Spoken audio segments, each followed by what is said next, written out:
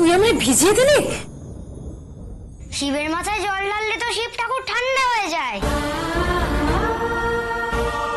তাই তোমাকেও ঠান্ডা করতে আমি তোমার মাথায় জল দিয়ে দিলাম। ও তো আমাদের মুক্তি দিতে এসেছে কমলা। না, ও আমার সন্তান, আমি ওকে জন্ম দিয়েছি। আমার থেকে ওকে আমি কোনোদিন দূরে যেতে দেব না। ও আমার পেটে জন্মেছে, ওকে আমি কিছুতেই কাছছাড়া করবো না, কিছুতেই না। কমলা,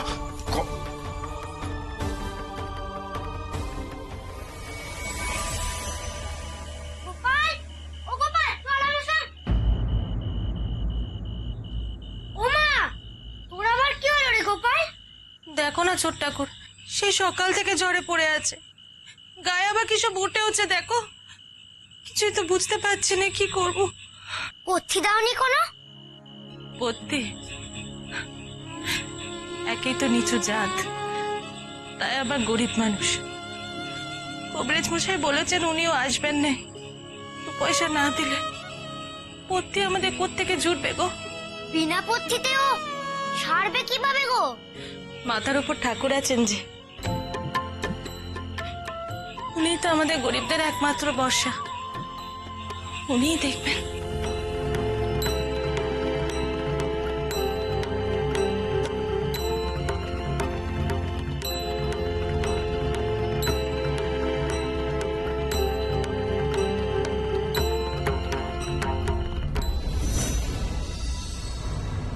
আপনাদের ছেলের হাত থেকে জমিদারি ফসকালো বলে যেভাবে সবাই উঠে পড়ে লেগেছে ওই ঠাকুর মশাইয়ের ছেলেকে এ বাড়িতে আনবে বললে, তাতে আপনাদেরই মুশকিল বাড়বে। বলছিলাম আপনি ঠিক শুনেছেন না মশাই? আপনাদের আশীর্বাদে এখনো চোখ আর কানের মাথা খাইনি।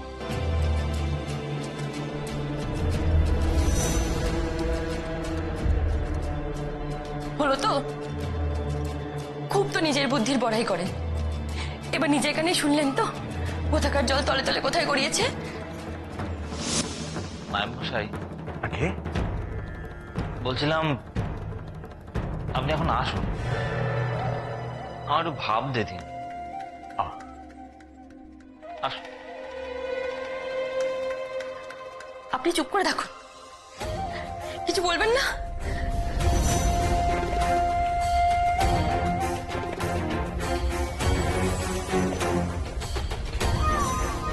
সারাদিন শুধু ভেবেই যান, আর বাকিরা সবাই মিলে এই জমিদারি থেকে এবার আমাদের উৎখাত করে ছাড়ুক।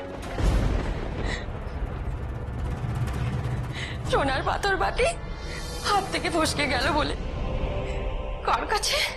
তা না ওই না খেতে পাওয়া ভিখারি রাম ঠাকুর মশাইয়ের কাছে। মাধু, এত নাকি কান্না কেঁদো না তো। তার থেকে যা বলছি সেটা মন দিয়ে শোনো।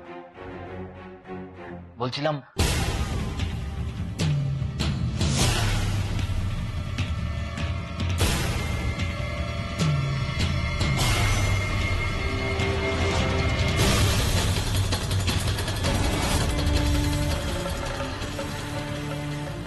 এটা আপনি ঠিক বলেছেন। তাহলে আমি যাই, গিয়ে মাধব ঠাকুরকে খবর দিই। যাও, তাড়াতাড়ি যাও মাধু। বলছিলাম আমাদের হাতে সময় কিন্তু বেশি নেই। সে আর আপনাকে ভাবতে হবে না। পিসি আর ওই ছোট বউয়ের পাকা ধানে মই কিভাবে দিতে হয় সে আমার জানা আছে।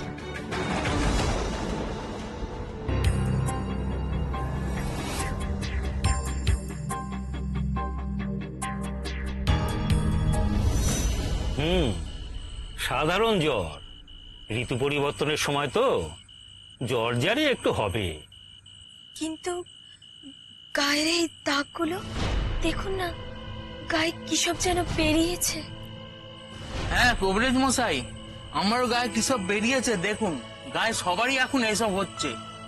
গায়ে ঘণ্টকর্ণ পুজো করো হে, আর ঈশ্বরকে ডাকো যাতে গায়ে কোনো মহামারী শুরু না হয়। আমার কিন্তু ব্যাপারটা খুব সুবিধের মনে হচ্ছে না। তুমি কোবরেজ না ঠাকুর মশাই গো? লোকনাথ, তুই? হ্যাঁ গো, আসতে হলে যে খুব দরকারে পড়ে, কিন্তু তোমার কথা শুনে মনে হচ্ছে যে আমি ভুল করে কবিরাজের জায়গায় ঠাকুর মশাইয়ের কাছে চলে এসেছি। ঠাকুর মশাই তো তোর বাবারে বেটা, আমি তো কবরেজি। তুমি যদি সত্যিই কবিরাজ হও, তবে পথির বদলে তুমি পুজোর বিধান দিচ্ছ কেন? পুজো না হয় পরে করো, তার আগে গায়ের পুকুরটা পরিষ্কার করো দেখি। নোংরা জল থেকেই তো গায়ে ওসব খোস প্যাঁচড়া বেরোচ্ছে। তুই চুপ করবি ছোড়া? বড়দের মুখে মুখে কথা, তোর সাহস তো মন্দ নয়। আহা, তোমরা কি করছো কি? ও তো ভুল কিছু বলেনি। পুকুরের জলে হয়তো পোকা হয়েছে, আর সেই জল তো তোমরা সবাই মিলে ব্যবহার করছো। ওই জল থেকে এই রোগ প্যাঁচড়া তোমাদের মধ্যে ছড়িয়ে পড়তে পারে। রাম ঠাকুরের ছেলে দেখছি বুদ্ধি আছে। এসবের জন্য বুদ্ধি নয় গো, খোলা চোখে দেখতে জানতে হয়। যাকগে কবিরাজ মশাই, একবার তাড়াতাড়ি চলো দেখি। ওদিকে গোপালের আবার তুম জ্বর উঠেছে, ওকে কিছু পথ্যি দিয়ে আসবে, চলো। গোপাল মানে ওই দুলুর ছেলে? ওর মা তো সারাদিন কাজে আসেনি, ঘর দুয়ারে ঝাঁট পড়েনি। তাছাড়া ওরা নিচু জাত, পয়সা করি দিতে পারবে না। না না না, ওই গোপালকে দেখতে আমি যেতে পারবো না। বেশ, তবে গোপালের মায়ের কাজ আমিই করে দিচ্ছি, তাহলে তো তুমি যাবে।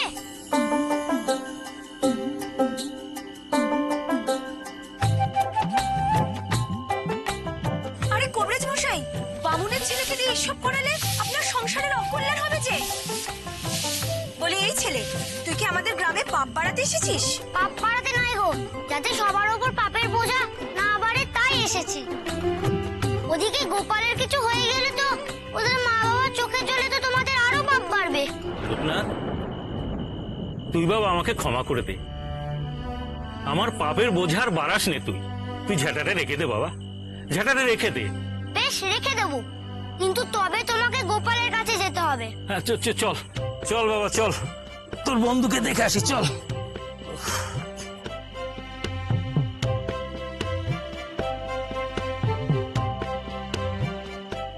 চল চল চল দেখি। জীবনটা এবারে শেষ করে ছাড়বে। বাবারে বাবা, আমার হয়তো যত জ্বালা। ওদিকে দুজনে খেয়ে খেয়ে করে মরবে, এদিকে আমার প্রাণটা একবার ওষ্ঠাগত। কেন? কে জ্বালালো আপনাকে? কে আবার জ্বালাবে? লোকনাথ, রামনারায়ণের ছেলেটাই আমার জীবনটাকে একবারে শেষ করে ছাড়বে। ওর জন্য যদি জীবনে একটু শান্তি মেলে আমার। কেন? কি করলো? সে আবার কি করবে? তাকে নিয়ে তো যত দড়ি টানাটানি শুরু হয়েছে জমিদার বাড়িতে। হ্যাঁ, নাইব মশাই তো সেই জন্যই আমার কাছে তলব করেছিলেন। নায়েব মশাই, বলছিলাম কি বললেন নায়েব মশাই? কি আবার বলবেন নাইব মশাই? ওদিকে জমিদার বাড়িতে যা চলছে, ছোট গিন্নি মতো একবারে ওই লোকনাথকে দত্তক নেবার জন্য উঠে পড়ে লেগেছে। হ্যাঁ, এদিকে লোকনাথ ও বাড়িতে এলে ওই মেয়ে জামাইয়ের বাড়া ভাতে ছাই পড়বে না। হ্যাঁ হ্যাঁ, মেয়ে জামাইয়ের ছেলে তখন আর জমিদারি পাবে। তাই নায়েব আমাকে ডেকে বললেন যে রামনারায়ণের বউয়ের কানে জানি এমন বিষ ঢালি আমি, রামনারায়ণের বউ লোকনাথকে দত্তক দিতে একদম রাজি না। তাতে আমাদের কি সুবিধা হবে?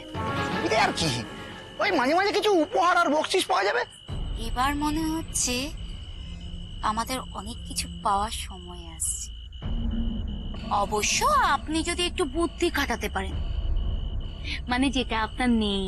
কি বলতে চাইছো তুমি? হ্যাঁ, মানে কি নেই আমার, কি নেই তা নিয়ে তুমি আমাকে এত খোঁটা দিচ্ছ? যদি সত্যি আপনার ঘরে একটু বুদ্ধি থাকতো না, তাহলে ওই নায়েবের কথা নাচতেন না। কমলার কোল ভরিয়ে রাখলে ওই বাড়ির মেয়ে জামাই সুবিধে পাবে, কিন্তু আমাদের কি হবে? ওই দুপুরে বকশিস ছাড়া আর কিছু পাবো কি? মানে মানে কি কি কি করতে বলছো তুমি আমাকে? কমলার কোল খালি হতে দিন, আমাদেরই মঙ্গল। কি সব বলছো তুমি? তো কিছু মগজে ঢুকছে না। ওই জন্যই তো বললাম, ভগবান আমাদের যতই দিক না কেন, আপনাকে শুধু ওই বুদ্ধিটুকু দিল না বলে আমাদের জীবনে কিচ্ছুটি রইল না। ভালো করে ভেবে দেখুন রামনারায়ণ কি চায়। লোকনাথ যেন সন্ন্যাসী হয়ে ওদের বংশের 60 কুল উদ্ধার করে দেয়। আচার্য মশাই কি বলেছিলেন মনে নেই?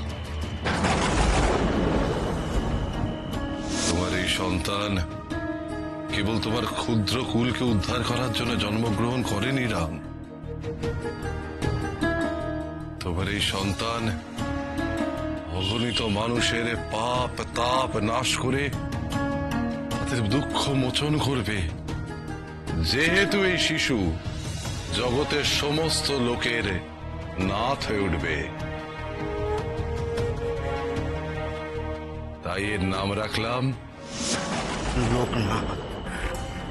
হবে অন্যের না।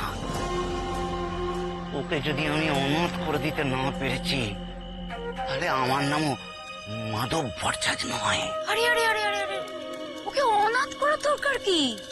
ওকে বরং ও নতুন মা বাবার কাছে যেতে দিন।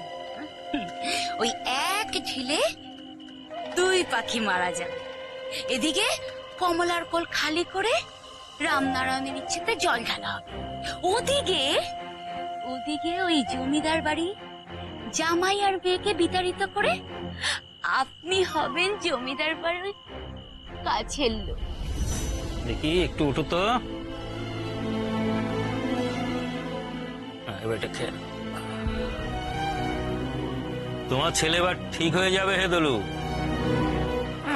আর কোনো চিন্তার কিছু নেই।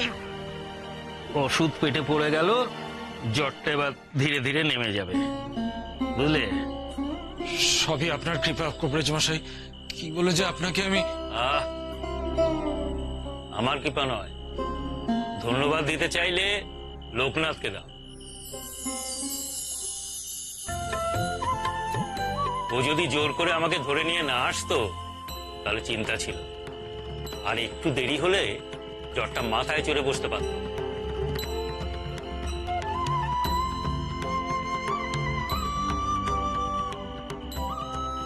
জ্বর নামলে ওকে একটু ভাত খাইয়ে দিই, আর চারদিকে একটু পরিষ্কার পরিচ্ছন্ন রাখার চেষ্টা করো, নাহলে তো এইসব খোঁজ পেঁচা আবার হবে। আমি চলি। আসুন।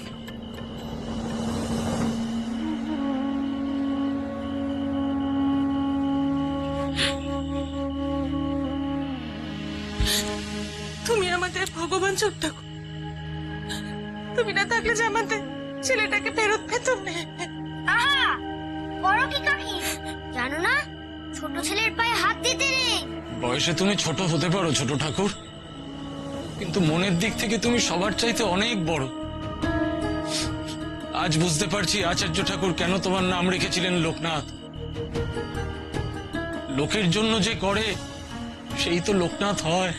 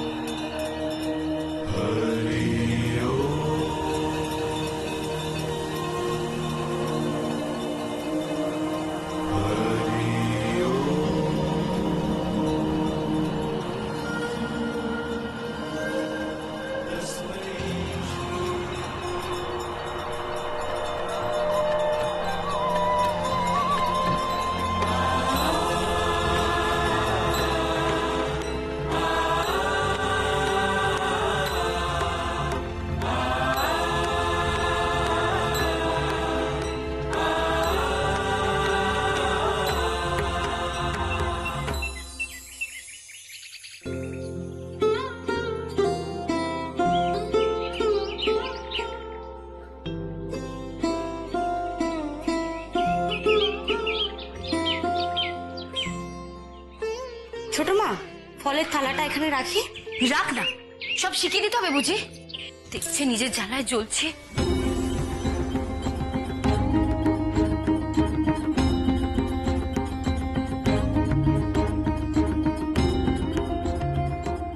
বলি ও বৌমা, তারা এখনো আসেনি?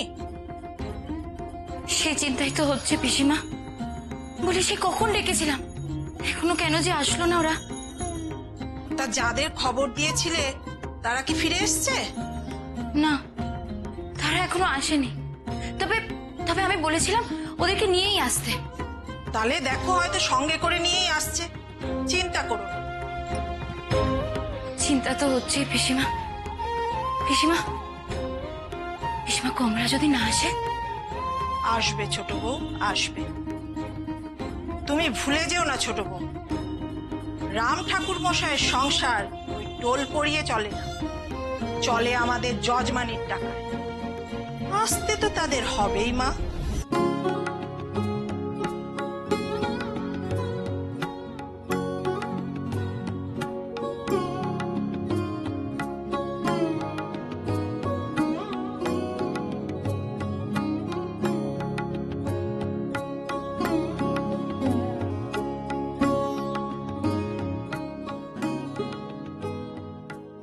কি তোমরা হঠাৎ এখানে?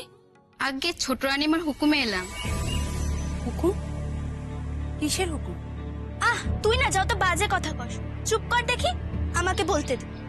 ছোট রানীমার দেখার স্বাদ হয়েছে লোকনাথকে, তাই আপনাদের একবার ডেকে পাঠিয়েছে। হঠাৎ লোকনাথকে দেখার স্বাদ হলো? বাড়িতে কোনো অনুষ্ঠান আছে নাকি? না গো মা, এমনিতে রানীমার মনটা খুব অস্থির হয়েছে। বললেন যা দেখি, লোকনাথকে কতদিন দেখিনি, একবার গিয়ে নিয়ে আয় তো।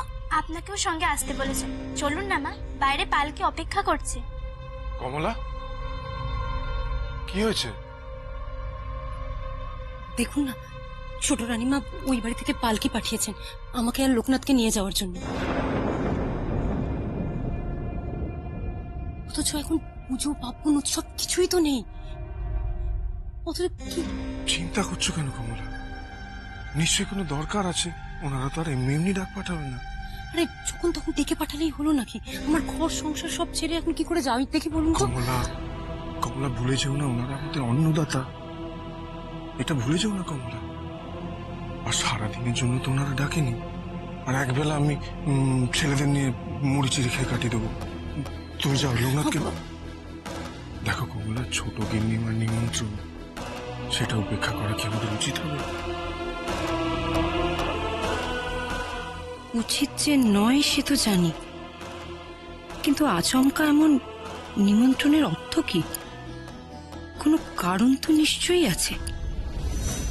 শোনো ছোট বৌমা, আসবো রানীমা? আসুন আসুন মাধব ঠাকুর মশাই। আগে আমি ভাবলাম এত জরুরি তলব, আমি তো খুব চিন্তায় পড়ে গেছিলাম। কিসের দরকার তোমার? হ্যাঁ ঠাকুর মশাই, এই জন্যই তো আপনাদের ডেকে পাঠানো হয়েছে। অনেকটা পথ এসেছে, আগে একটু বিশ্রাম নিন, মুখে কিছু দিন, তারপর নয় বাকি কথা বলা যাবে। আসুন ঠাকুর মশাই। হ্যাঁ রে, কে কোথায় আছিস? বামুন ঠাকুর মশাইদের জন্য ফলাহার নিয়ে আয়। বসুন বসুন। ব্যাপারটা ঠিক বোধগম্য হচ্ছে না। সাত সকালে জমিদার বাড়িতে ডেকে পাঠিয়ে ফলাহার করাচ্ছে, আবার নতুন কোনো বিপদে ফেলবে না তো? কি চিন্তা করছো মা? কেউ ডাকলে তো সাড়া দিতেই হয়। আমরা বলি না, ভগবানের ডাকে সাড়া দাও।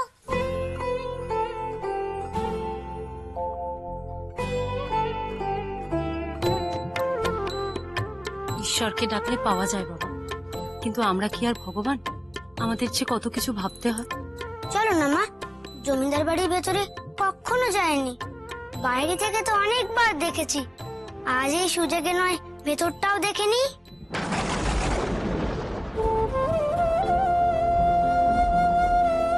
ওনারা আমাকে দেখতে চাইছেন, আর আমি ওনাদের বাড়িটা। ওখানে গেলে তো দুজনেরই স্বাদ মিটবে মা। চলো না গো, চলো, আর দেরি করে লাভ নেই, চলো।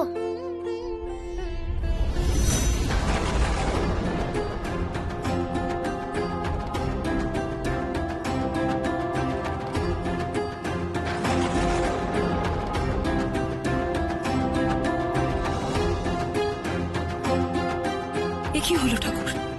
এ কোন ইঙ্গিত করলে তুমি? তবে কি কোনো খারাপ কিছু হতে চলেছে।